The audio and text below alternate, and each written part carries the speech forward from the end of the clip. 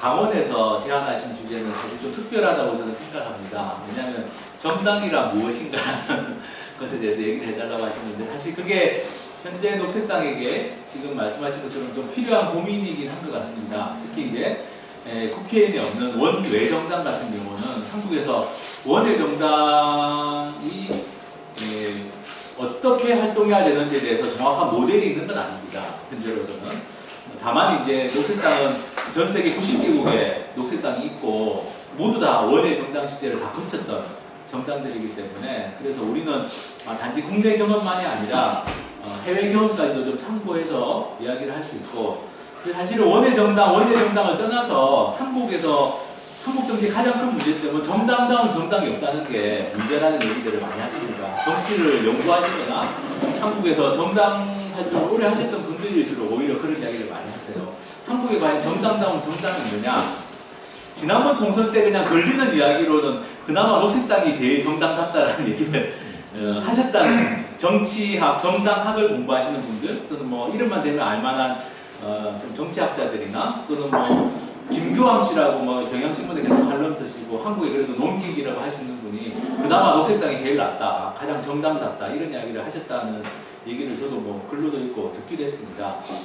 그래서 사실은 오늘 이야기하려고 하는 주제가 좀 딱딱하긴 한데 지금 녹색당에게도 필요하고 또 우리가 같이 한번 토론해 볼 만한 주제이기도 한 것 같습니다. 과연 한국에서 정당이라는 무엇인가, 한국만이 아니라 뭐 일반적으로도 정당이라는 게 무엇인가 중요하지만 특히 한국이라는 사회에서 정당이라는 건 무엇이고, 과연 녹색당이라는 정당은 다른 정당하고는 뭐가 다른가, 이게 이제 저는 우리가 가질 핵심적인 질문이라는 생각합니다. 그래서 제가 할애받은 시간이 1시간 20분인데 저 혼자 이야기를 하면 곤란할 것 같고요. 왜냐하면 생각이 좀 다를 수도 있고 궁금하신 것들도 있을 것 같아서, 그래서 한 50분 정도 제가 말씀드리고 조금 시간이 좀 부족하지만 그래도 질문을 받고 조금은 토론을 할 수 있는 시간을 한번 가져보겠습니다.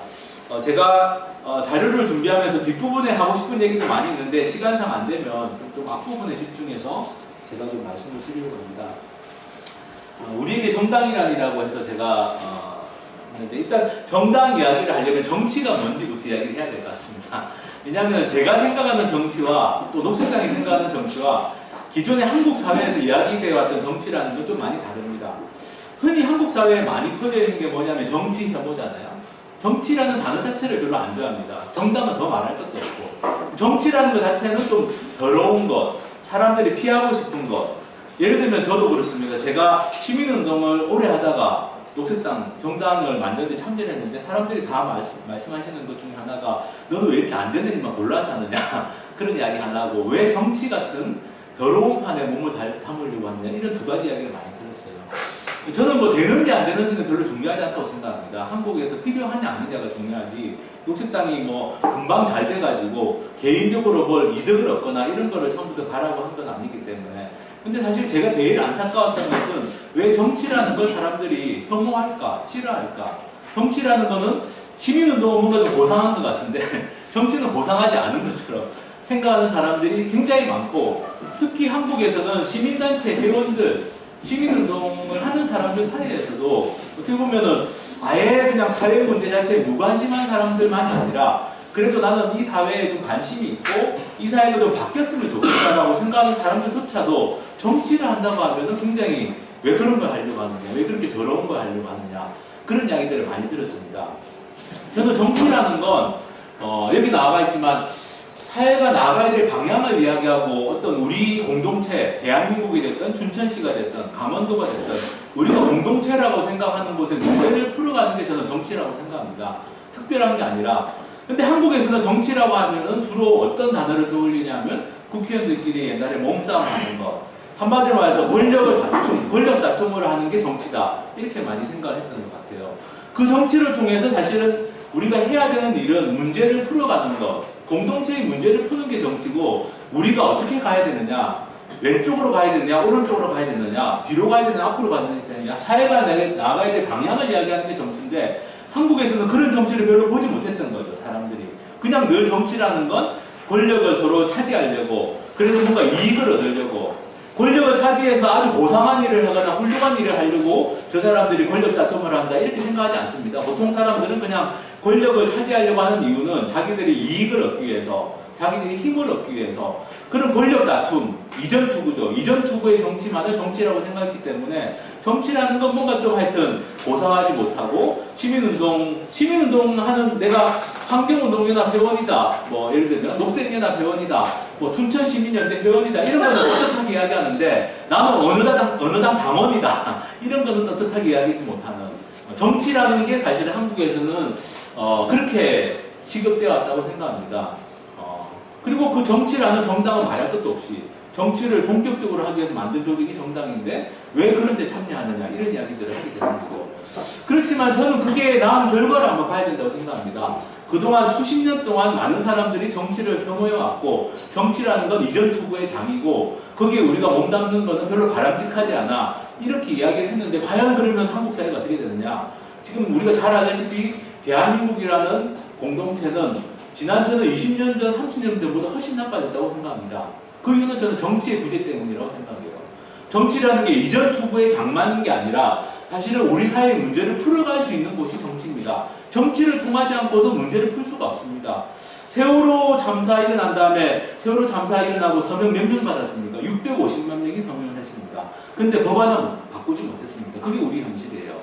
세월호 참사 일어나고 수많은 사람들이 거리에서 서명지 들고 지금도 전국 곳곳에서 1인 시위하고 있지만 특별법 개정 하나 안 되는 게 현실입니다. 정치를 바꾸지 않고서 과연 우리가 뭘 바꿀 수가 있겠는가라는 생각을 해야 된다고 생각하고 정치를 혐오하면 혐오할수록 정치는 더 나빠진다. 정치는 점점 더 우리의 삶과는 거리가 멀어진다. 저는 그렇게 생각합니다.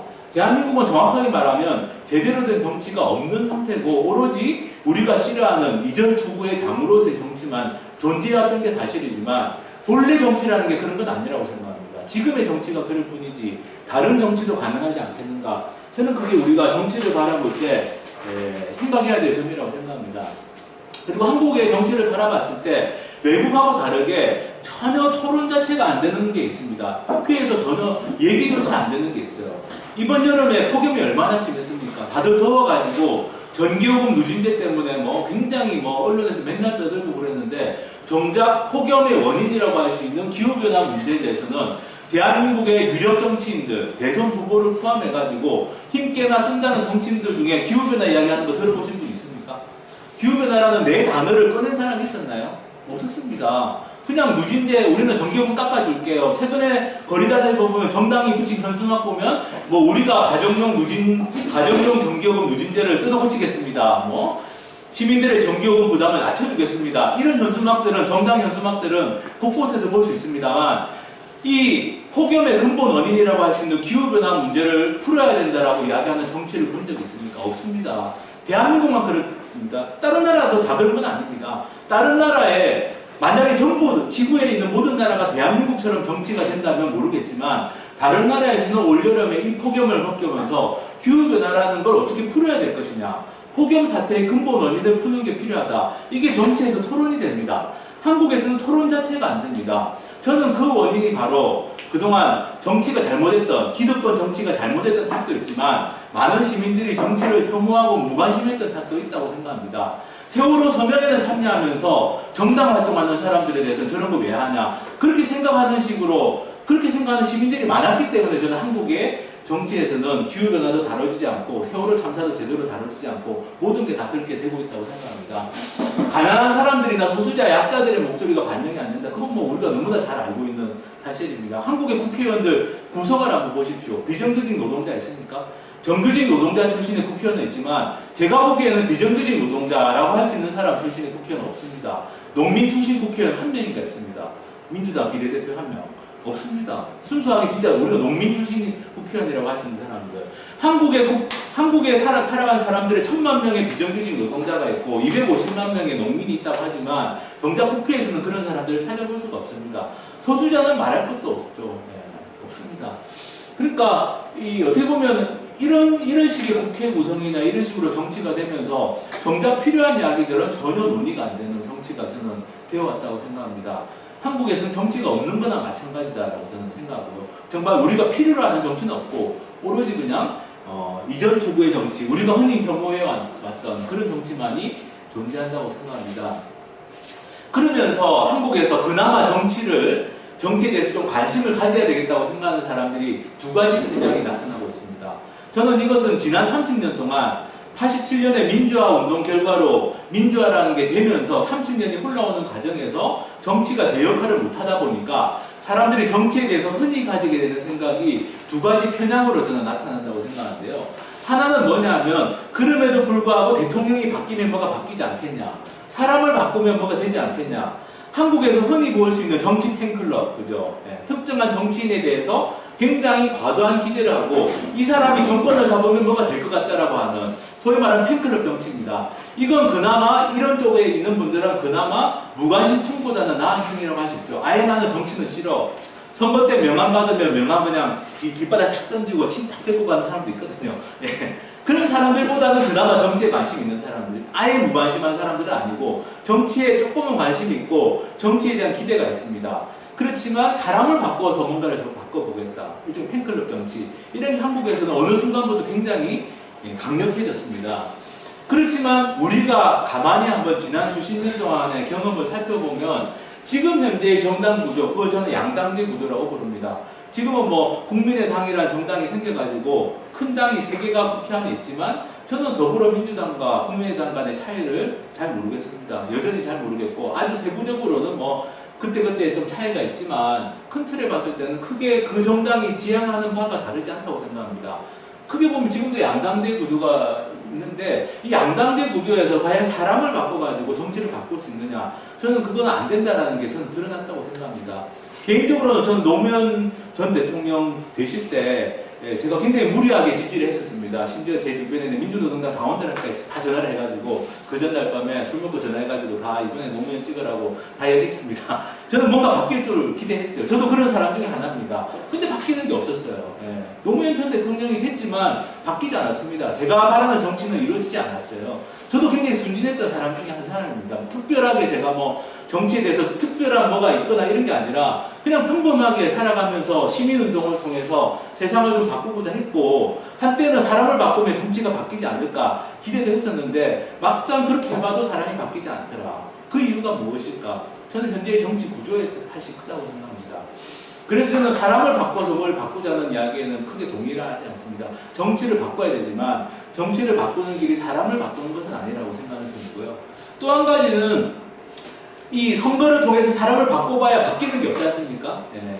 제가 며칠 전에 경기도 부천시를 갔는데 그 경기도 부천시는 더불어민주당 시장이 지금 재선을 해가지고 있습니다. 그 사람은 노무현 정권 때 청와대에서 있었던 사람이고 흔히 말하는 서울 바닥에서는 개혁적인 사람이에요. 서울 바닥에서 그 사람 이야기하면 경기도 부천시장 이야기하면 그 사람 잘하지 않냐. 근데 부천에 시민단체 활동하는 사람들 그저께 만나서 제가 강의를 했는데 그분들이 하는 말이 겉으로 보기에는 그런데 실제로 부천시에서 하는 걸 보면 뭐 이명박 전 대통령하고 똑같다. 4대강 사업 비슷한 것만 하고 있다. 뭐 10조 원짜리 개발 사업들을 막 벌여나가고 있다.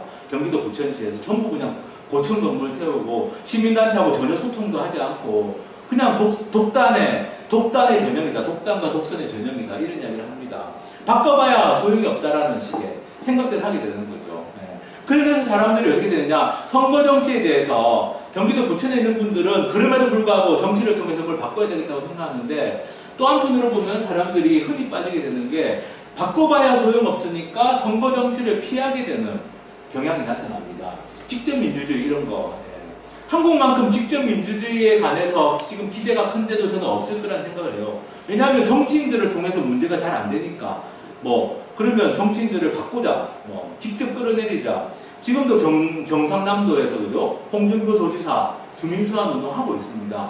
아마 제가 보기에는 10월, 11월쯤에 주민수환을 할 건지 말 건지 결정하는 투표까지 가게 될 것 같아요. 주민수환 제도라는 게 아직까지도 이렇게 사람들이 많이 관심을 가지고 참여하는 제도가 되는 게 바로 한국에서는 선거를 통해서는 뭐가 잘 안 되니까 사람들이 주민수환, 주민투표인가 최근에 저기 강원도 삼척이나 그죠? 경상북도 영덕에서도 주민투표가 있었잖아요. 핵발전소 할 건지 말 건지. 저는 직접 민주주의가 필요하다고 생각하는 사람입니다. 그렇지만 우리가 선거 정치를 이걸 통해서는 뭘 바꿀 수가 없으니까 직접 민주주의를 한번 해보자. 저는 그건 아니라고 생각하는 편이에요. 직접 민주주의라는 건 우리가 어떤 상황에서 돌파구를 만들 수는 있지만 그게 해결책이 되기는 어렵습니다. 예를 들면 원전 핵발전소 가지고 주민투표를 했습니다. 그걸 안 받아들이면, 대의정치에서 안 받아들이면, 선거로 뽑힌 사람들이 안 받아들이면 우리는 여전히 그냥 그 상태에 매달려 있을 수밖에 없죠. 홍준표 도지사를 소환시켰습니다. 예를 들어서 12월 달에 경상남도 도민들이 투표해가지고 찬성해서 소환을 시켰어요. 끌어내렸어요. 근데 그 다음에 어떻게 됩니까? 도지사를 새로 뽑아야 되잖아요. 네. 그런 경험들이 굉장히 많습니다. 근데 새로 뽑은 도지사가 그러면 제대로 할 거냐? 그럴 수 없죠. 그러니까 결국에는 선거라는 걸 피해갈 수가 없습니다. 아무리 직접 민주주의 좋아해도, 직접 민주주의가 잘 되려고 해도 직접 민주주의를 받아들일 수 있는, 시민들의 참여를 받아들일 수 있는 대의정치, 선거정치라는 게 필요합니다. 저는 한국에서 나타나는 두 가지 편향에 우리가 빠지지 말아야 된다는 생각합니다. 그냥 사람을 바꾸면 될 거다, 이 편향이 있고, 그 다음에 선거는 너무 선거를 해봐도 소용없으니까 그냥 선거는 싫어, 그냥 우리는 대의정치 이런 거 신경 쓰지 말고 우리는 직접 민주주의, 우리는 직접 행동 이런 걸 하자. 물론 필요하지만 그것만으로는 답이 안 된다는 생각을 하는 겁니다.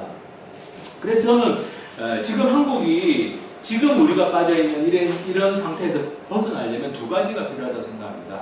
하나는 정치 시스템을 바꿀 필요가 있습니다. 지금 우리는 어떻게 보면 다람쥐 쳇바퀴 도는 다람쥐처럼 되어 있습니다. 한국 사회 자체가. 우리 모두가 살아가는 삶이라는 게 그냥 쳇바퀴 안에서 계속 돌리고 있는, 거기서 벗어날 수가 없는 다람쥐처럼 되어 있는데, 정치도 저는 마찬가지라고 생각합니다.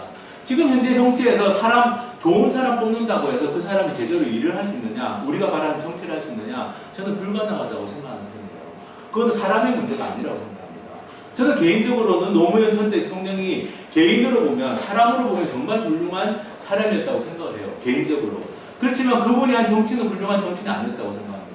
그 이유는 그분도 한국 정치의 구조에서 자유로운 사람이 아니었기 때문에, 양당제, 자기를 지지하는 국회 내에 정치 세력이 필요한데, 그 정치 세력이라는 게 그분이 생각하는 것대로 움직이는 세력도 아니고, 그 정치 세력에는 진짜 다양한 사람들이 모여있는, 이해관계로 모여있는 그런 집단인 거죠.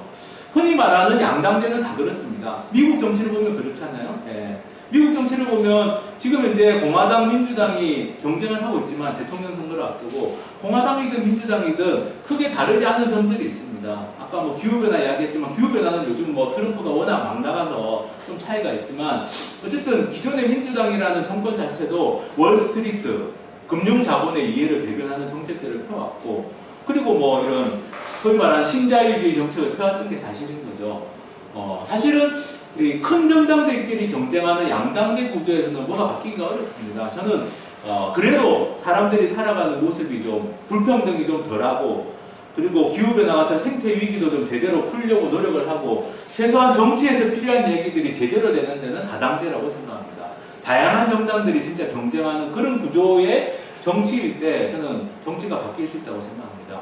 우리가 부러워하는 나라들의 정치를 보면 다 다당제입니다. 그래도 예. 복지국가, 복지국가 연구하시는 분들이 탑 8이라고 이야기를 합니다. 8개의 괜찮은 나라가 있다. 그 나라 어디냐? 스웨덴, 핀란드, 노르웨이, 덴마크, 독일, 네덜란드, 뭐 이런 나라들이죠. 대표적으로. 그 나라들은 전부 다 공통점은 뭐냐? 정치가 다당제입니다. 어느 한 정당이 과반수를 차지한다는 건 생각하기가 어려운 정도의 정치 구조를 가지고 있습니다. 그리고 그런 나라의 또 특징이 뭐냐면 권력이 잘 분산되어 있죠. 우리나라처럼 대통령 한 명 뽑아가지고 그 사람에게 막강한 권한을 주는 그런 식으로 정치 제도가 되어 있지 않습니다. 직접 민주주의도 우리보다는 많이 되어 있습니다. 예, 그래도 시민들이 요구하는 사안에 대해서 국민투표 같은 것도 할 수 있도록 되어 있습니다. 많은 나라들에서. 그래서 지금 현재 필요한 것은 시스템의 변화가 저는 필요하고, 그 다음에 그렇게 시스템을 우리가 바꾸려고 했을 때에도 시스템이 바뀐다고 되는 건 아니죠. 다당제가 되려면 정치제도, 선거제도 같은 게 바뀌어야 됩니다. 다당제가 가능한 선거제도로 바뀌어야 됩니다. 정당 득표율에 따라서 의석이 배분되는 그런 선거제도가 돼야 됩니다. 녹색당이 주장하는 선거제도고, 전 세계 녹색당이 주장하는 선거제도입니다. 유권자들이 투표하는 정당 득표율대로 국회의석이 배분되는 게 맞다. 그렇지만 선거제도 아무리 바꾸려고 해도 막상 선거제도 바뀌었을 때 그 선거제도 안에서 뛰는 정당이 없으면 아무짝에 소용이 없죠. 다당제가 안 됩니다. 제도만 바뀌면. 저는 어쨌든 한국 사회에서는 진짜 어려운 조건 하에서도 녹색당이든 또는 뭐 녹색당이 마음에 안 드니까 나는 다른 뭐 진보적인 정당을 하겠어. 저는 다 존중할 수 있다고 생각합니다. 어쨌든 간에 시대의 요구를 담아내는 정당이 어디인지는 유권자들이 판단할 것이지만, 그래도 최소한 다양한 정당들이 자기 정체성이 분명한 정당들이 경쟁하는 게 돼야 된다고 생각합니다. 이 두 가지가 돼야지 한국의 정치라는 게 바뀔 수 있다고 생각합니다. 녹색당은 이 두 가지를 다 염두에 두고 저는 만들어진 정당이라고 생각합니다. 한국의 어떤 또 정치학자들 중에서는 제도가 안 바뀌면 녹색당 만들어도 잘 안 될 거니까 녹색당 만들지 말자는 사람들도 있었어요, 심지어. 왜냐하면 한국은 정치제도가 너무 후지다. 정치제도가 너무 후지니까, 너무 잘못되어 있으니까 녹색당 만들어도 당장에는 성과를 내기가 어렵다.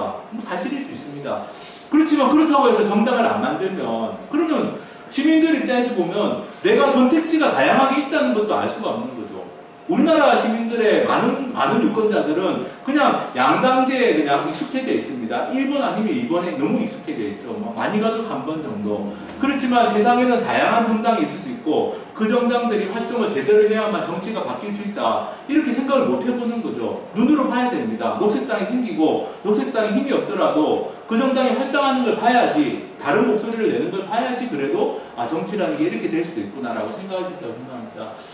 그래서 결국에는 정치부에서 벗어나려면 저는 시스템과 주체 두 가지가 저는 다 필요하다고 생각하고, 녹색당이 지금 해왔던 것은 주체를 만드는 일이고 한편으로는 녹색당은 그래도 시스템을 바꾸려고 노력해왔다고 생각합니다. 우리가 선거법을 바꾸기 위해서 지금도 헌법소송을 하고 있습니다. 헌법재판소에 지금도 걸려있는 사건들이 있고, 그래도 저는 최근에 들어서 정당제도, 선거제도 이런 제도를 바꾸기 위해서 노력하는 정당은 그래도 녹색당이 제일 열심히 하고 있다.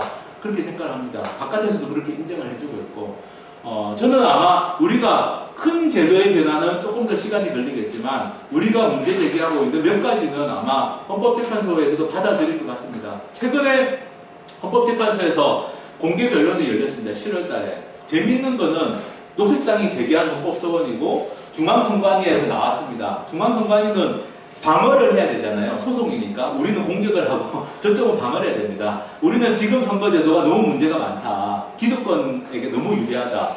돈도 너무 많이 들어간다. 뭐 선거운동의 자유도 보장이 안 된다. 이런 이야기를 하는데 선관위에서 나온 사람이 뭐라고 하냐면 자기들도 그렇게 생각한다. 자기들 그렇게 생각한다. 그리고 지금 선거법 우리가 안 만들었다. 국회에서 만들었다. 자기들도 법을 집행하는 입장이라서 자기들이 법을 만드는 기관은 아니잖아요. 선거 관련해서 있는 선거법 가지고 선거를 관리하는 데니까 자기들도 너무 보면은 너무 대한민국 선거제도가 너무 문제가 많다는 거예요. 자기들도 위헌이라고 생각한다는 거예요. 일부에 대해서는. 예를 들면 뭐 비례대표 후보를 한 명 낼 때 1,500만 원씩 기타금 내라. 지역구도 마찬가지고 이런 건 자기들도 문제가 너무 많다고 생각한다는 거예요. 국회의원 나오려면 1,500만 원 내고 시작해야 되잖아요. 그리고 자기들도 문제가 많다. 그리고 뭐 선거운동 하려고 하는데 우리 당원들 같은 경우도 차량에 스티커 붙이고 이런 거 해도 되냐고 물어보는데 선거 때는 그거 하면 안 되거든요. 네. 녹색당 찍어주세요. 이런 거 스티커 못 붙이게 돼 있거든요. 그런 거 자기들도 선거 관련해서 문제가 너무 많다고 생각하는 겁니다. 자기들도 법이 바뀌었으면 좋겠대요. 자기들도 정치가 좀 선진화됐으면 좋겠대요. 선거 관련해서 나온 사람이 공무원인데 자기도 정치가 좀 너무 한국의 선거제도가 너무 잘못됐다라고 자기들도 인정한다는 거예요. 다만 법을 바꾸는 권한이 국회에 있으니까 자기도 어쩔 수가 없다. 이런 식으로 이야기를 하는 겁니다. 그러니까 그래도 한국에서 시스템을 바꾸고 주체를 바꾸려고 노력을 저희는 해왔다고 생각하는, 저는 녹색당이 그래도 지난 5년 동안 해왔던 노력이 있다고 생각하고 아마 일정 정도는 성과가 있을 겁니다. 그렇지만 큰 틀의 변화는 저는 좀 더 시간이 아마 걸릴 것 같고요. 그래서 저는 이제 제가 지금까지 말씀드린 게 한국 정치가 바뀌기 위해서는 이렇게 가야 된다라고 제 나름대로 생각하는 거, 또 녹색당에서 그동안 주장해왔던 걸 말씀드렸습니다. 시스템이 바뀌어야 되고 다양한 정당들이 경쟁하는 정치 구조가 돼야 되고 그것을 위해서는 녹색당 같은 정당이 만들어지고 활동을 하고 일정한 지지를 얻어야 된다. 이게 이제 우리들이 그동안 해왔던 얘기라고 생각합니다. 그러면 이제 녹색당이, 그런데 어쨌든 녹색당은 정당 아니냐. 정당은 뭐 한국에서 정당이라는 건 뭐 그렇습니다. 제가 예를 들어서 어떤 참여연대에서 예전에 활동을 했습니다. 1996년부터 참여연대에서 활동했는데 참여연대에서 활동하면서 어디 회의 가잖아요. 그럼 사람들이 다 그래요. 아유 훌륭한 일 하십니다. 참 뭐 녹색당 뭐 이렇게 해서 가잖아요. 그러면 이제 사람들이 뭐라고 생각하냐면 저 사람은 표 얻으러 왔다. 정치인이니까. 그냥 예를 들면 제가 어디 현장에 가가지고 뭐 장애인단체가 농성한 데 가서 발언한다. 녹색당 정당으로 발언할 때랑 시민단체 입장에서 발언할 때는 다릅니다. 한국은 그만큼 이 정당에 대한 혐오가 강해요. 정당에 대한 일종의 거부감, 두려움 이런 게 강합니다. 그렇지만 저는 정치가 바뀌려면 좀 전에 말씀드린 것처럼 새로운 선수가 필요한 거죠. 정치를 바꾸기 위해서는 제도만 바꿔서 되는 건 아닙니다. 새로운 정당이 필요한데, 그러면 이 새로운 정당이라는 게 과연 어떤 정당이 돼야 될 것이냐라는 생각을 하는 거죠. 흔히 한국의 정치학자들 중에 정당 이론가들 중에 어떤 사람은 강한 정당이 필요하다고 합니다. 강한 정당. 한국은 정당이 너무 약하다. 정당 자체가 너무 약하다는 겁니다. 정당이 약하니까 공무원들에게 끌려다닌다는 거예요. 예전에 노무현 정부 들어섰을 때 농담 삼아 그런 이야기들이 있었습니다. 공무원들이 노무현 정권이 들어섰을 때 공무원들이 뭐라고 했냐면 뒤에서 자기들끼리 그런 이야기를 했다고요. 우리는 뭐 민주도 정당이 집권해도 끄떡 없습니다. 이런 이야기 했다는데요. 노무현 정부가 들어서니까 공무원들에게 뭔가 좀 변화가 요구가 되고, 그래서 공무원들이 뭔가 자기들 기득권을 좀 침해당하지 않겠느냐, 관료들의 권력이 좀 약해지지 않겠냐, 이런 이야기들이 있을 때 공무원들이 했던 이야기가 자기들은 진보정당이 집권해도 자기들의 권력은 관료들이 가지고 있는 권한이나 권력은 끄떡 없을 거다, 이런 이야기를 실제로 했다고 해요. 저도 그런 비슷한 이야기를 들은 적이 있습니다. 왜냐하면 정당이 약하기 때문에요. 한국에서는 어떤 당이든 간에 집권을 해도 그런 관료 조직을 컨트롤할 수 있는 능력이 없다라고 보는 겁니다. 관료들이 보기에는.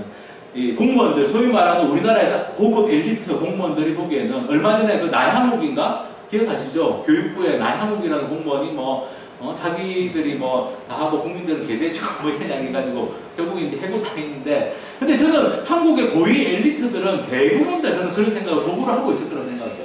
특히 고위 관료들, 고위 공무원들, 기획재정부니 교육부니 이런 소위 말하는 힘 있는 기관의 공무원들은 대체로 저는 그런 생각을 속으로 하고 있을 거라고 봅니다. 자기들은 무너지지 않는 권력이다. 교체되지 않는 권력인 거죠. 고위 관료들, 재벌들, 이런 사람들. 저는 그렇게 생각합니다. 그런데 그런 사람들을 통제할 수 있는 게 정당이거든요. 제대로 된 민주주의라는 정당은 이런 거죠. 제대로 된 정치를 하는 나라는 예를 들면 예비내각 이런 게 있습니다. 우리가 집권하면 이 사람들이 장관이 될 거다. 그리고 실제로 정권이 바뀌면 그 사람들이 장관이 돼요. 그런데 이 사람들은 상당히 실력이 있는 사람들입니다. 훈련된 사람들이에요. 우리나라처럼 갑자기 그냥 교수하다가 갑자기 장관으로 발탁되고 이런 게 아닙니다. 내가 장관이 되면 어떻게 우리 정당의 정책에 맞게 이걸 어떻게 바꾸겠다라는 계획을 가지고 있는 사람들이에요. 그 사람들이 장관이 됩니다. 그러면 공무원들이 그 사람의 어떤 방침에 따라서, 그 정권의 방침에 따라서 미리 준비된 게 있기 때문에 일을 하게 됩니다. 근데 한국은 정당이 약하다는 말은 뭐냐면, 한국의 정당의 당원이 작다든지 이런 게 아니라 정당 자체가 가진 역량이 약하고 정당의 정체성이 약한 겁니다. 정당이 약하기 때문에 정권을 잡아도 자기들이 뭘 해야 될지 몰라요. 실제로 제가 노무현 정부 때, 처음에 노무현 정권이 들었을 때 인수위 시절에 저보고도 제가 시민단체 활동할 때 좀 도와달라고 그랬어요. 갔습니다. 갔는데 사람들이 막 우왕좌왕하고 있는 거예요. 인수위 갔더니 우왕좌왕합니다. 뭘 해야 될지 몰라요. 그러니까 어떻게 됩니까? 공무원들이 파견 나와 있습니다. 기획재정부 이런 데 공무원 파견 나와 있어요. 그 사람들이 보고서를 계속 올립니다. 이렇게 하는 겁니다. 이렇게 해야 됩니다. 결국에는 제가 보니까 말판에 다 글로 가더라고요. 정당이 약한 거죠. 정당이 정권을 잡을 수 있는 역량이 없습니다. 그래서 어떤 사람들은 강한 정당이 필요하다는 얘기를 합니다. 근데 저는 좀 생각이 다른 게, 그게 약하고 강하고의 문제일까라는 생각을 해보는데요. 저는 사실은 한국의 정당의 문제점은 외국의 정당들, 그렇게 역량이 있는 정당들은 그냥 강해진 게 아닙니다. 소수가 그냥 좌우하는, 우리나라처럼 몇몇 그냥 정당의 지도부가 좌우하는 그런 정당이 아니고, 권력 장악만을 목적으로 하는 정당도 아닙니다. 자기 정당이 만들고자 하는 사회가 분명히 있습니다. 그 사회를 위해서 정치를 하고 정당을 만든 겁니다. 그러니까 자기들이 정권을 잡았을 때 해야 될 일도 명확한 거예요. 이제 그런 정당이 저는 필요하다는 생각입니다. 강한 정당이 아니라, 물론 강하면 좋겠지만, 강하다 약하다의 문제가 아니라 정말 제대로 된 정당. 저는 그걸 좋은 정당이라고도 생각하고, 그리고 저는 다른 정당이라고 말할 수도 있다고 생각합니다. 기존의 정당과는 다른 정당. 독일의 녹색당이 출발할 때 반정당의 정당이라는 말을 썼고, 지금도 한국의 녹색당, 우리 강령에도 반정당의 정당이 당원에 들어가 있습니다. 그렇지만 저는 이제 이게 정당을 하지 말자는 거 아닌 거죠. 기존의 정당과는 다른 정당을 해보자라는 겁니다. 근본적으로 다른 정당. 그 정당의 모습이 어떤 건지는 좀 이따가 말씀을 드리고요. 그런데 이제 이렇게 이야기를 하면, 우리 안에서도 사실은 처음에 출발할 때부터 좀 고민이 있었습니다. 진짜 우리가 정당까지 해야 되는 거냐. 이 고민이 있었어요. 사실은 저는 제가 시민운동할 때 정치를 바꿔야 된다고 생각했던 사람입니다. 한국의 시민운동의 흐름 중에 정치적 중립에 관한 논쟁이 있었어요. 시민운동은 정치적으로 중립적이어야 된다? 아니다. 저는 아니다 편이었습니다. 아니다 편이었고, 근데 우리가 현실적으로 국가 정치는 어떻게 할 수가 없으니 지역 정치부터 바꿔보자라고 생각하는 입장이었어요. 저 개인적으로도. 저는 정치적 중립이라는 건 허구였다고 생각합니다. 그 당시에 가장 정치적 중립을 주장했던 사람들은 다 정치권으로 갔어요. 결국에는. 네. 제가 꼽아볼까요? 지금 서울시장 하는 박원순 시장님. 옛날에 한 16년 전에 저하고 저 비슷한 나이 또래 젊은 청년들 앞에서 자기는 절대로 정치 안 하겠다고 했습니다. 근데 정치하고 있잖아요. 네. 조희영 교육감, 서울시 교육감. 그분 참여연대 출신, 참여연대 정책위원장 출신이에요. 참여연대 사무처장 하던 사람들, 뭐 협동사무처장 다 국회의원 뭐 하고 다 했습니다. 저는 한국의 시민운동에서 잘못됐던 게 정치적 중립성이었다고 생각해요. 잘못됐던 것들 중에 하나가. 정치적 중립은 불가능한 이야기입니다. 어떻게 사회를 바꾸려고 운동을 하는데 정치를 안 바꿀 수가 있습니까? 정치를 바꾸려고 해야 되는 거죠. 정치적 중립은 저는 아니었다고 생각하고, 저는 그때 약간은 뭐 이미 다 그분들 생각이 바뀌었을 거라고 생각하는데, 그때 뭐랄까 좀 판단 착오였다고 생각합니다. 정치를 바꾸려고 하는데 정당을 하는 거는 저는 두려움이 있었어요. 저도 개인적으로. 그래서 제가 2010년 지방선거 때까지는 정당이 아닌 형태로 정치를 바꿔보겠다고 했습니다. 저만 그런 게 아니라 전 세계에서 많은 사람들이 사실은 정당을 만들지 않고서도 뭔가 정치를 바꿀 수 있지 않을까라는 고민들을 했었어요. 2010년 지방선거 당시에 제가 여기 보면, 여기 이제 결국 녹색당에 들어온 사람들이 많이 있습니다. 여기 보면은 이게 뭐냐면, 전국의 16개 정도 지역에서 지방선거 때 일종의 시민후보, 무소속으로 시민후보를 내자는 흐름이 있었습니다. 거기에 참여했던 후보자들이 사진 찍은 겁니다. 한국에서도 사실은 정당을 만들지 않고서도 뭔가 정치를 바꿀 수 있지 않을까? 특히 지역 정치 같은 경우는 춘천시 정치, 강원도 정치를 바꿀 수 있지 않을까? 그렇게 생각했던 사람들이 없었던 건 아닙니다. 그런데 사실은 저는 개인적으로 2010년 지방선거 이후에 이 노선을 접었습니다. 저 개인적으로도. 아, 이건 안 되는 일이구나. 몇 가지 이유가 있습니다. 좀 이따 말씀드리겠지만, 어쨌든 정당이 아닌 정치 조직으로 세상을 바꿔보겠다, 정치를 바꿔보겠다라는 시도는 어느 나라에서나 다 있고 지금도 있습니다. 그렇지만 그게 가지는 한계도 분명하게 있습니다. 제가 생각하기에는. 그래서 저는 정당 아닌 정치 조직은 한국에도 있습니다. 여기 제가 비제도 정당이라고 했고 유권자단체 이렇게 표현했는데, 유권자단체는 주로 뭐냐면 외국에도 있습니다만 주로 지역 정치만 하겠다라는 겁니다. 우리는 국가 정치는 안 하고 지역 정치만 하겠다는 정치 조직이 외국에도 있습니다. 독일도 있고 일본도 있고 유럽에 많이 있습니다. 그렇지만 이 정치 조직은 국가 정치를 배제하기 때문에 바꿀 수 있는 게 근본적으로 딱 제한되어 있습니다. 우리는 우리 지역의 정치 이렇게 되어 있는 거죠. 그리고 비제도 정당이라는 건 뭐냐면 정당을 안 만들겠다. 우리는 정치를 바꾸는 것은 동의하는데 정당, 제도권 정당은 안 하겠다. 한국에도 있습니다. 혹시 사회변형 노동자당이라고 들어보셨어요? 네. 한국에 있는 굉장히 좀 왼쪽에 있는 세력입니다. 사회변형 노동자당이라는 이름을 씁니다. 당이란 이름을 씁니다. 근데 그분들은 정당법상 정당으로 등록을 하지 않습니다. 왜냐하면 제도권 정치로는 세상을 바꿀 수 없다고 생각하기 때문에. 저는 그분들의 생각도 존중합니다만, 그렇지만 어쨌든 저는 개인적으로는 비제도 정당이나 이런 지역 정당, 지역에서만 활동하는 정당으로는 정치를 바꿀 수 없다고 생각합니다. 아무리 우리가 국가를 부정하려고 해도 국가 정치라는 건 지금 현재로서는 국가 정치를 바꾸지 않고서는 답이 없습니다. 국가 정치를 바꾸려면 국가 정치를 바꿀 수 있는 조직, 주체가 필요합니다. 그게 정당입니다. 저는 그렇게 생각합니다. 저는 2010년 지방선거, 그 이전의 지방선거, 저 나름대로는 지역 정치를 바꾸기 위해서 이런 걸 했지만, 지역 정치를 바꾼다고 해서 대한민국 사회가 바꿀 수 있느냐? 저도 나름대로 경험해 보니까 근본적인 한계가 있습니다. 한편으로 보면 지구 정치도 바꿔야 될 수가 있습니다. 기후변화 문제 생각하면 전 세계 정치를 바꿔야 되죠. 근데 전 세계 정치를 바꾸려고 해도 내가 있는 나라의 정치를 안 바꾸고는 답이 없습니다. 미국 정치를 안 바꾸고 기후변화를 해결할 수 있느냐? 불가능합니다. 대한민국 정치를 안 바꾸고 기후변화 해결할 수가 없습니다. 결국에는 지구 정치를 바꾸든 지역 정치를 바꾸든 현재로서는 정치적 권력이라는 게 국가로 모아져 있기 때문에 국가를 바꾸고 그 국가에서 정말 필요하다면 국가에 몰려있는 힘을 지역으로 분산시키든 지구적으로 힘을 몰든 어쨌든 지금 현재 국가 정치를 안 바꾸고는 답이 없습니다. 그게 현실이라고 생각하고, 그래서 저는 이런 분들의 입장을 존중은 합니다만 저는 결국에는 국가 정치를 바꿀 수 있는 정치 조직, 정당이라는 게 저는 필요하다고 생각합니다. 비정당적 지도는 뭐 한계가 많다고 생각하고요. 저는 뭐 아까 지금 제가 다 말씀드렸던 가장 근본적으로 보면 지속성이 보장이 잘 안 됩니다.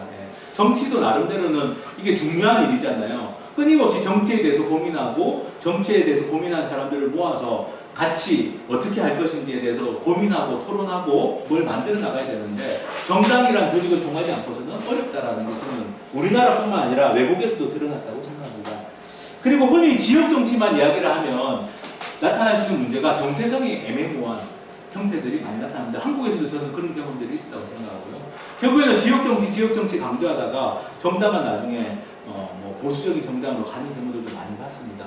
저는 결국에는 한국의 경험, 외국의 경험을 종합해 봤을 때는 국가 정치를 제대로 할 수 있는, 정체성을 가지고 할 수 있는 정당이라는 조직이 필요하다고 생각합니다.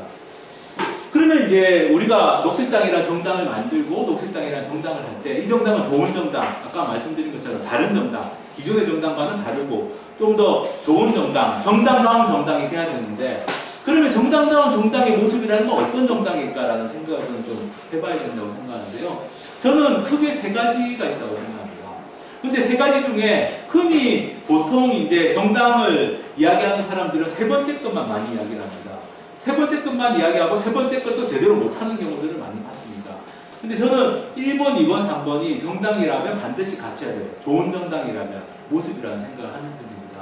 세 번째는 뭐냐면 우리가 잘 아는 거죠. 선거 때 표를 얻어가지고 그 표를 통해서 뭔가를 바꿔보겠다. 저는 이거는 뭐 정당이라면 부정할 수 없는 거라고 생각합니다. 아까 말씀드린 뭐 주민정당이나 비제도권에 있는 정당이 아니라면 우리가 제도권 안에서 뭔가 선거 정치에 참여를 한다면 당연히 선거 때 표를 얻어서 그걸로 뭔가를 바꾸는 게 기본이라고 생각하고 녹색당 같은 경우가 지금 지난번 4월 총선 때 0.76%였습니다. 그러니까 앞으로 이런 것들을 어떻게 더 높여나갈 것인지 이런 거는 저는 고민해야 되고 또 지방선거에서도 당선자를 내고 이런 것들을 당연히 고민해야 된다고 생각합니다. 그렇지만 1번과 2번이 없는 정당에서 3번만 추구하면 아까 말씀드린 약한 정당이 됩니다. 한국에서 볼 수 있는 정당, 미국에서 볼 수 있는 정당. 후보자가 정책을 만들고 후보자에 따라서 좌우가 되고 누가 되든 간에 별로 바뀌는 건 없는 그런 정당이 된다고 생각합니다. 첫 번째가 너무 당연한 이야기인데 안 됩니다. 그 정당의 가치에 동의하는 사람들이 정치에 참여하는 통로가 돼야 됩니다. 한국 같은 경우는 어떠냐? 정당의 가치에 관계없이 정당의 당원을 막 모집하죠. 예. 내가 예를 들면 춘천시에서 뭐 거대 정당의 후보로 되려고 한다. 내부 경선에서 이겨야 되잖아요. 내부 경선이라면 내가 아는 사람들 다 가입시켜야 됩니다. 제가 이렇게 돌아다니면서 녹색당 가입하러 가면 정말 녹색당 가입할 만한 사람들 중에서도 저 다른 정당의 당원인데 이렇게 말해요. 어느 정당 당원이냐 했더니 제가 아는 사람이 이번에 뭐 선거에 나가려고 하는데 그 당에 뭐 경선할 때 필요하다고 당원 좀 가입해달라고 해서 뭐 제가 이름만 올렸어요. 이런 사람들 많습니다. 예. 우리 주위에도 많이 있잖아요. 예. 그러니까 정당의 가치하고 무관하게 그냥 무조건 당원 가입을 시키고 선거에서 그 사람이 경선에서 떨어지면 다 탈당하고 뭐 이런 일들이 계속 반복되는 그런 정당인 거죠. 저는 정당이 제대로 되려면 그 정당의 가치에 동의하는 사람들이 참여하는 통로가 되어야 됩니다. 예를 들면 녹색당이 강령하고 안 맞는 생각을 하는 사람들이 참여 통로가 돼서는 안 되는 거죠. 우리도 정당이기 때문에 선거 때 가끔 연락이 옵니다. 그 정당에서 공천받으려면 어떻게 해야 되냐고. 예, 사무실로 찾아오겠다는 사람도 있어요. 심지어 뭐 돈을 들고 오겠다. 내가 기탁금을 내가 내겠다. 이런 사람도 있습니다. 정당이 되면 정당이라는 게 정치 참여의 통로라는 거 아니까 그냥 아무나 막 녹색당은 뭐 여러 가지로 좋다는데 나도 녹색당 통해서 후보 나가고 싶고 이런 분들이 있어요. 근데 그게 말이 안 되는 거죠. 정당이라는 건 그 정당의 가치에 동의하는 사람들이 참여하는 겁니다. 나는 이 정당이 아니면 딴 정당에 가야 되는 거죠. 녹색당이 안 맞는 사람들까지 녹색당이 참여 통로가 될 필요가 없습니다. 이게 왜 중요하냐면 우리나라에서 흔히 국민 참여 경선 이런 거 많이 하잖아요. 후보 정할 때. 특히 거대 정당들이 후보자 정할 때 국민 참여 경선해가지고 일반 유권자들 상대로도 막 이렇게 투표하게 해줍니다. 그건 말이 안 되는 거죠. 그건 정당이 아닙니다. 정당이라는 건 가치와 정책이 있는 거고 거기에 동의하는 사람들이 참여해서 후보도 뽑는 게 많습니다. 설사 정당 당원만이 아니라 시민사회에 있는 사람들도 참여할 수 있게 하더라도 그 참여하는 사람들이 최소한 녹색당에 동의하는 사람들만 참여해야 되는 거지 아무나 다 참여하는 건 그건 정당이 아닌 거죠. 근데 한국에서는 마치 참여, 뭐 국민 참여 이런 이야기하면서 계속 거대 정당들은 국민 참여 경선하고 그야말로 그냥 쪽수만 많이 모으면 사람만 많이 모으면 후보가 될 수 있고 그냥 가치와 이런 것도 전혀 무관하게 흔히 한국에서 정당에 대해서 이야기할 때 뭐 개방적이어야 된다, 뭐 국민들의 참여를 보장해야 된다 그런 잘못된 이야기들이 저는 굉장히 많다고 생각합니다. 참여를 보장하더라도 그건 이 정당에 맞는 사람들이 참여해야 되는 거고, 결국에는 지금 현재 정당이, 한국에서 정당이 약하고 제대로 안 되는 이유 중에 하나는 정당이 약하니까 시민들의 참여를 보장하자, 국민 참여 경선 이런 게 나온 겁니다. 근데 그거는 답이 아니라고 생각하고, 정당이라는 건 어쨌든 그 정당에 동의하는 사람들이 참여하는 홍보가 돼야 됩니다. 그리고 정당이 정당다우려면 자기만의 비전과 대안이 있어야 됩니다. 그게 없는 정당은 정당이 아닌 거죠. 그냥 그거는 소위 말하는 그냥 정치 자영업자들 모임에 불과한 겁니다. 한국의 정당들이 저는 많이 그렇다고 생각하고요. 이름을 자주 바꾸잖아요. 한국의 정당들이. 그게 대표적인 예입니다. 이름을 자주 바꾸는 거는 우리 정체성이 없다는 거죠. 예. 저는 뭐 아주 누구나 다 이야기할 수 있는 이름들 막 쓰잖아요. 정당에서. 그것도 정말 참 마음에 안 듭니다. 단체도 마찬가지고. 이 단체든 정당이든 이름이라는 게 정체성이거든요. 녹색당이든 빨간당이든 파란당이든 정체성이 분명해야 됩니다. 정체성이 분명하지 않으면 그 사람들이 권력을 잡아봐야 아무것도 못합니다. 아무것도 바꾸지를 못합니다. 그야말로 약한 정당이 된다고 생각하고요. 진짜 정치 자영업자들 집단이 될 수밖에 없다고 생각합니다. 그래서 정당이라면 자기만의 비전과 대안이 있어야 됩니다. 그게 강령이나 정책으로 나타나는 겁니다. 강령과 정책을 읽어봤는데 이 정당은 뭐하는 정당인지 모르겠다. 그런 정당은 없어지는 게 저는 맞다고 생각합니다. 그게 정치 발전을 위해서 바람직하고, 녹색당 같은 경우는 녹색당의 강령이나 정책이 완벽하지 않습니다. 계속 보완해 나갈 점들이 많습니다. 그렇지만 그래도 한국 사회에서 녹색당만이 가진 비전이나 대안이 있다고 생각하기 때문에 저는 우리 당원들이 모였고 활동하고 있다고 생각합니다. 그래서 1번과 2번, 정당이라는 건 몇몇 엘리트들이 정치하려고 만든 게 아니라 이거는 가치에 동의하는 시민들이 참여하는 통로다. 요거 하나. 그리고 정당은 자기 정당만의 가치와 비전과 대안이 있어야 된다. 이게 있어야만 정당인데 3번만 이야기하면 그것도 안 된다고 생각하거든요. 지금 3번을 빼놓고 이야기할 수는 없는 거죠. 선거 때 후보를 안 내는 정당, 이거는 저는 있을 수 없다고 생각합니다. 그건 아까 말씀드린 비제도권 정당에 들어가는데 그거는 사실은 대의정치는 포기하는 거죠. 대의민주주의는 포기하고 우리는 가야겠다. 저는 물론 그런 생각을 하는 분들의 입장도 제가 이해는 하지만 저는 동의하지는 않습니다. 그리고 저는 어쨌든 녹색당은 이 세 가지에 좀 맞게 갔으면 좋겠다는 생각합니다. 그리고 하나 더 보탠다면 한국은 워낙 중앙집권적인 사회에서 연방의 이슈, 지역의 이슈가 전국 이슈가 될 수가 없습니다. 그게 우리의 현실이에요. 중앙 뉴스에 나오질 않습니다. 저는 정당이 해야 되는 굉장히 중요한 역할이 아까 제가 정치 참여 기구라고 말씀드렸는데 현재의 정치 구조에서 언론 구조에서는 목소리도 내기 힘든 사람들이 많이 있습니다. 소수자나 또는 변방에 살아가는 지역 주민들의 이야기, 이런 사람들의 이야기를 전국화시키는 것도 저는 정당이 해야 될 한국 사회에서는 중요한 역할이라고 생각합니다. 예를 들면 밀양 송전탑 문제 때문에 밀양 주민들이 싸우는데 그 사람들의 얘기를 제대로 좀 정치를 통해서 뭔가 좀 발언이라도 해줄 수 있는 정당이 필요하고, 삼척 같은데, 영덕 같은데 아주 변방이잖아요. 그런 데서 원전에 반대하는 사람들의 목소리가 최소한 그래도 중앙이라는 정치나 언론 공간에서 얘기가 될 수 있도록 만들어주는 거. 제주도의 먼 제주도의 이야기 또는 먼 산골의 이야기, 섬의 이야기, 이런 이야기들을 전국 이슈로 만들어주는 게 한국의 정당으로서는 저는 해야 되는 일이라고 생각합니다. 왜냐하면 너무나 변방이나 주변의 이야기로 취급되는 이야기들이 저는 너무나 많다고 생각하고요. 예를 들면 강원도 골프장 이야기, 그죠? 골프장에 반대하는 주민들이 뭐 몇만 명이 되지는 않잖아요. 그러기는 어렵죠. 어떤 지역, 어떤 동네에서 발생하는 일들입니다. 그렇지만 이것을 그냥 그 동네, 그 변방의 이야기가 아니라 우리 사회 공동체 전체가 고민해야 될 이야기다. 대한민국 전체가 골프장, 원전, 송전탑 고민해야 되는 이야기다. 이렇게 만들어가는 게 저는 또 한국의 정당이 해야 될 중요한 역할이라고 생각합니다.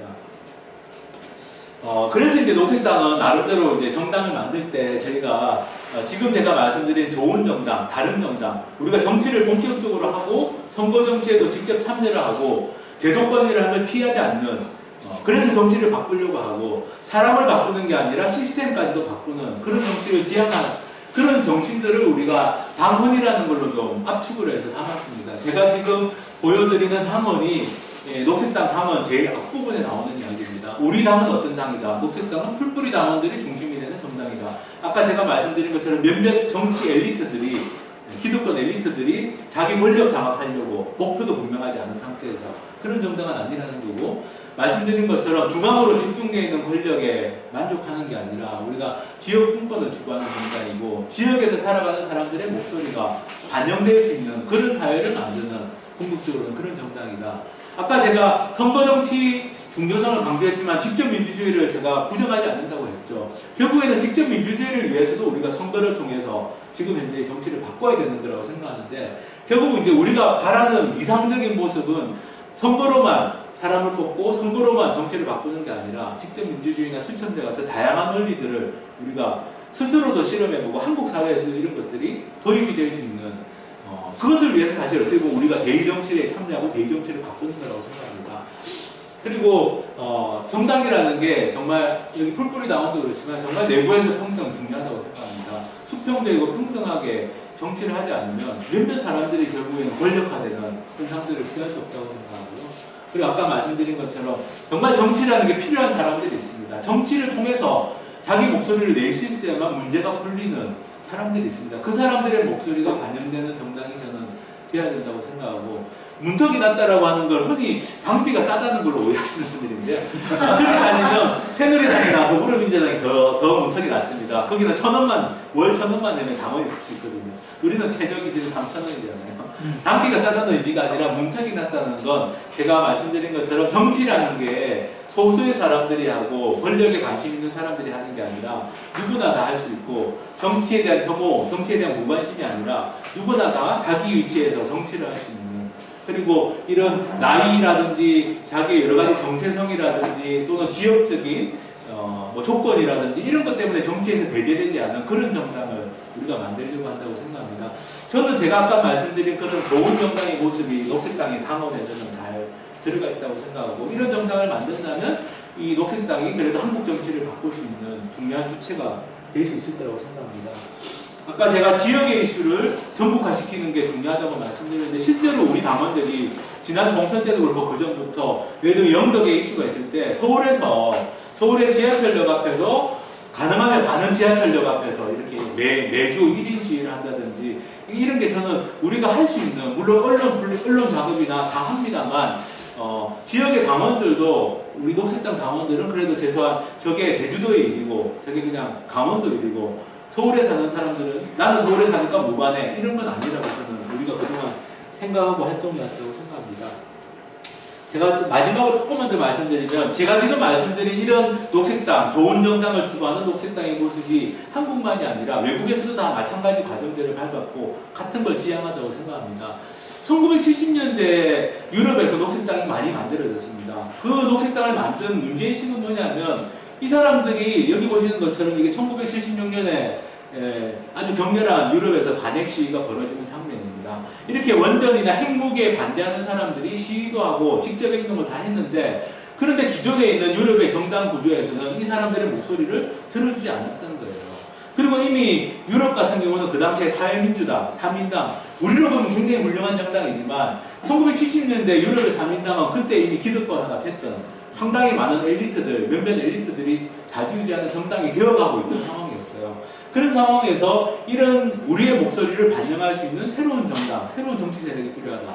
다행히 유럽은 선거제도는 우리보다 훨씬 낫기 때문에 새로운 주체를 만들면 새로운 목소리를 낼 수가 있었습니다. 그래서 유럽에서 녹색당이라는 정당이 만들어지기 시작했습니다. 기존의 정치에서는 반영되지 않는 목소리들을 반영시키고, 그리고 기존의 정치가 이미 엘리트화되고 몇몇 소수들이 그냥 좌지우지하는 그런 정당 구조가 되고 있을 때 거기에 반대하고 뿔뿔이 민주주의를 강조하면서 만들어진 정당이 녹색당이었습니다. 처음에는 녹색당이라는 정당을 안 만들고 독일에서도 1970년대 후반에 독일에서 지방선거에만 후보를 내는 활동들을 했었어요. 주별로. 주의회나 지방선거에 참여를 했습니다. 당이 아닌 상태에서. 그냥 독일은 선거제도가, 지방선거제도도 어떻게 되어 있냐면 그냥 누구나 다 우리가 모여가지고 여기 계신 분들이 모여서 춘천시민연합 이런 걸 만들면 거기서 후보를 낼 수가 있어요. 비례대표 후보를. 그리고 거기에서 표를 얻으면 표를 얻은 만큼 지방의회 의석을 나눠줍니다. 독일은 지방선거도 비례대표제로 되어 있거든요. 그래서 그런 식으로 해서 주의회나 지방의회 선거에 참여를 했습니다. 참여를 했는데 이분들도 해보니까 지방에서만 해가지고 될 일이 아니다. 예를 들어 원전이나 핵무기를 막으려면 독일이라는 국가의 정치를 바꿔야 되는데, 그래서 그 사람들이 모여가지고 만든 게 독일 녹색당입니다. 유럽에 있는 많은 녹색당들이 1970년대 후반이나 80년대 초반에 이렇게 만들어졌어요. 그리고 이 사람들이, 유럽은 이미 선거제도가 그래도 좀 어느 정도 제대로 갖춰져 있었기 때문에 자기 나라에서 빠르게 세력 확산해 나갔던 겁니다. 지금은 전 세계 90개국의 녹색당이 있는데 유럽은 대체로 원내 정당이 된 지가 오래됐습니다. 어느 나라든 간에. 대체로 다 원내 정당이 되어 있고요. 그리고 아시아 태평양 지역에서는 호주하고 뉴질랜드가 원내 정당이 되어 있습니다. 그리고 미국이나 동아시아에 있는 한국, 일본, 대만은 원내 정당이 못 되고 있어요. 국회 의석이 아직 없습니다. 차이는 뭐냐면 저는 선거제도라고 생각합니다. 결국에는 아시아 태평양에서도 호주나 뉴질랜드가 원내 정당이 된 이유는 호주는 비례대표성이 강한 선거제도를 상원만 도입하고 있습니다. 하원은 소선거구제, 우리하고 좀 비슷한데 상원은 비례대표제에 가까운 선거제도를 가지고 있어요. 호주 상원은. 그래서 호주 상원에는 녹색당이 여러 의석을 가지고 있습니다. 지금 호주에서 소수자 인권이나 환경 문제를 제대로 다루는 정당 녹색당밖에 없다고 보면 됩니다. 그리고 그게 노동당이나 이런 호주에 있는 다른 기존 정당들을 바꿔나가고 있고요. 뉴질랜드 같은 경우는 소선거구제 1등 해야만 당선되는 선거구제였습니다. 얼마 전까지도. 그런데 1993년에 국민투표를 해서 선거제도를 바꿨고 그때 녹색당 당원들이 원내 정당이지만 상당히 큰 역할을 했습니다. 그리고 녹색당이 원내에 진출을 해가지고 지금 뉴질랜드 3당이 되어 있습니다. 미국이나 한국이나 일본 같은 나라가 녹색당이 만들어져서 상당히 좀 어려움을 겪는 이유는 유럽이나 호주, 뉴질랜드하고 다른 차이는 선거제도의 차이가 굉장히 큽니다. 그 점은 우리가 이제 알고 있을 필요는 있다고 생각합니다. 그걸 바꾸는 것도 녹색당이 해야 되는 저는 중요한 역할이고, 뉴질랜드 녹색당이 저는 대단하다고 생각하는 게, 뉴질랜드 녹색당이 만들어진 거는 역시 마찬가지로 70대 후반, 80대 초반에 만들어져서 엄청나게 고생을 많이 했습니다. 중간에 당이 없어진 적도 있었습니다. 뉴질랜드 녹색당이 하도 힘들어서 중간에 없어진 적도 있었고, 그러다가 결국에는 뉴질랜드 녹색당이 선거제도를 바꿨습니다. 다른 데들하고 같이 해가지고. 그리고 지금은 뉴질랜드에서 3당이 돼 있고, 뉴질랜드 사회에서 그래도 중요한 목소리를 저는 내고 있다고 생각합니다. 좀 어떻게 보면은 저는 아까 제가 말씀드린 이야기들 중에 그 선거제도가 한국은 나쁘기 때문에 녹색당 같은 정당은 안 돼. 그건 일종 숙명론이라고 생각하는데, 그런 나쁜 선거제도라고 해서 우리가 포기할 것이 아니라 이 선거제도 하에서도 뭔가를 해나가려고 노력을 하고, 그래서 결국엔 나중에는 그 나쁜 선거제도조차도 바꿔내는 정치가 저는 필요하다고 생각하고, 그게 지금 녹색당이 해야 되는 정치라고 생각합니다. 그래서 저는 이제 제가 이제 9월 말까지 아까 제가 전 운영위원장을 아까 소개하시려고 해가지고 저는 아니고 제가 9월 말까지 현 공동운영위원장입니다. 우리가 공동운영위원장이라는 긴 이름을 쓴 이유도 정당에서 한국의 정당이 워낙 권위적입니다. 대표가 그냥 좌지우지하는 정당이 많아요. 그런 정당이 안 되려고 이 중앙에 힘을 빼려고 공동운영위원장이라는 아주 어려운 명칭을 썼는데, 저는 이제 한 5년쯤 지났으니까 공동대표 정도 써도 되지 않을까라는 개인적인 생각을 합니다. 저는 이제 그 명칭을 못 써보지만 앞으로 이제 그것도 우리가 앞으로 당원 개정 논의를 저는 좀 해야 된다고 생각하는데, 어쨌든 그 정도로 녹색당을 하나하나 만들 때 우리가 기존의 정당과는 다른 뭔가를 좀 만들려고 저는 노력했다고 생각하고요. 오늘 시간상 제가 다 말씀 못 드리는 부분이 있지만, 그래도 녹색당이 정말 자랑스럽게 한국에서 정당의 모습을 바꿔나가고 있다라고 생각하시는 것만 마지막으로 말씀드리면, 어쨌든 우리는 여성 50% 이상 참여를 보장하는 제도를 가지고 있습니다. 한국의 정당 중 유일하게 우리가 도입을 했고 지금까지 성공적으로 해나가고 있고, 또 그와 연관되어 있는지는 모르겠습니다만 어쨌든 여성 당원 비율이 절반이 넘는, 그래도 한국의 진보 정당들도 기존에 여성 당원 비율이 아마 30% 내외였을 겁니다. 녹색당이 지금 현재 여성 당원 비중이 50%를 넘고, 그리고 여성이 50% 이상 대표나 대의기구에 참여할 수 있는 제도를 당원에 가지고 있는 유일한 정당입니다. 그리고 청년이나 청소년의 정당 정치 참여를 보장하기 위해서 별도의 조직을 만들 수 있도록 되어 있는 것도 유일하고, 이거는 외국의 녹색당들도 마찬가지입니다. 그리고 전 세계 녹색당들도 못했던 1970년대, 80년대까지만 해도 생각도 못했던 민주주의 실험을 우리가 하고 있는 게 100% 추첨제였는데, 이거는 외국의 녹색당들도 그 당시에는 추첨제라는 것에 대한 문제의식이 별로 없었습니다.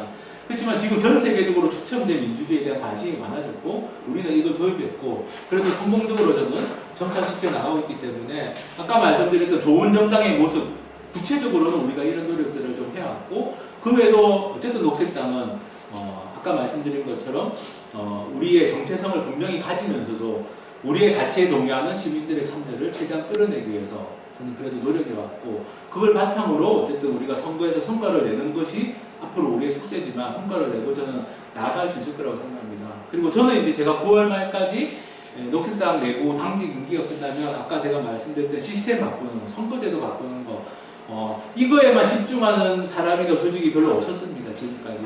제가 이제 녹색당에서 당직을 이번에 그만두고 새로운 분들이 이제 우리 녹색당 저는 굉장히 잘 이끌어 가실 분들이 이번에 선출이 됐다고 생각하고 저는 그 시스템을 바꾸는 운동을 하려고 합니다. 정치제도, 선거제도를 바꾸는 것이 녹색당을 위해서도 필요하지만 정치 전체를 위해서도 정말 필요한 일이라고 생각하고 거기에 대해서도 이제 녹색당은 가장 적극적인 정당이었지만 또 저는 또 당직을 그만두더라도 저는 또 그런 운동을 해 나가려고 생각하고 있습니다. 제가 맡은 시간이 제한이 있어가지고 지금 1시간 정도 제가 좀 떠들었습니다.